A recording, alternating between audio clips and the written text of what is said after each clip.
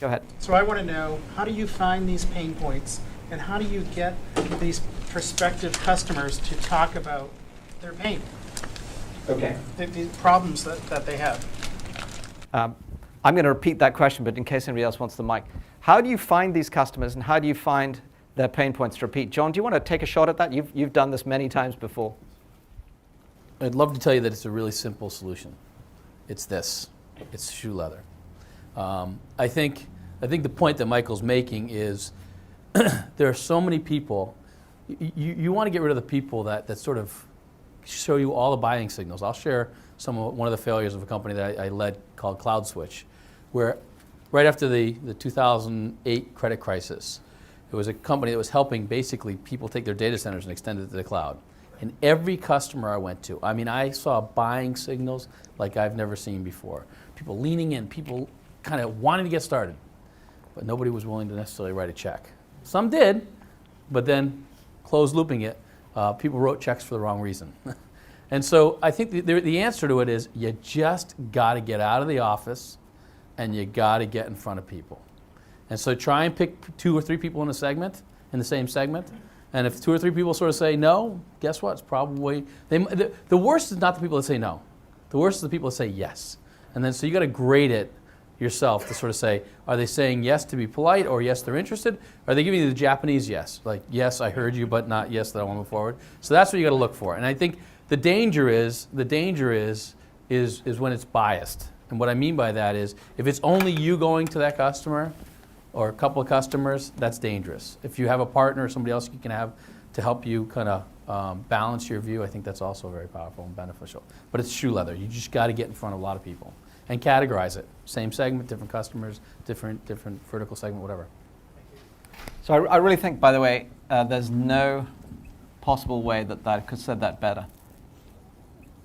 You really do have to get out, meet, greet, and go through a lot of kissing of frogs before you figure out, where your prince is. But in particular, what I do recommend is this, and I'm sure John did this in many different ways, which is create your score sheet, your scorecard. And it's going to evolve. And you saw the way I put out, the dots.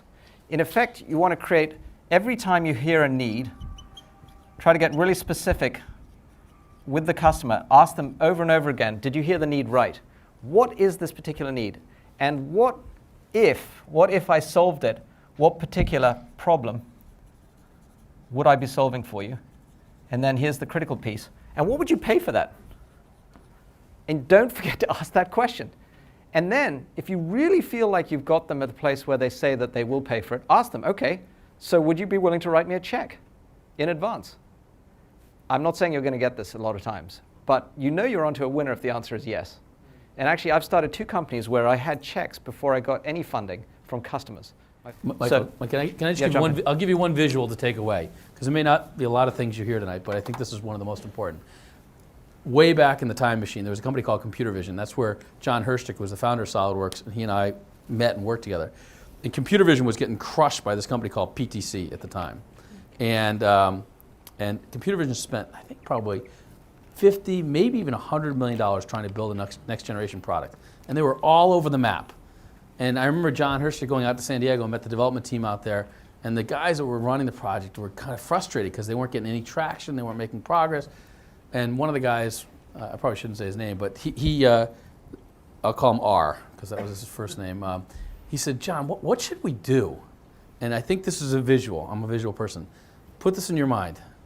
He sort of said, I'd padlock the door, and I put a big sign that said, nobody can come in here until they sit down with at least 3 customers. So when you ask the question about it, it's shoe leather. Padlock the door, get out of the office, and go talk to a bunch of people.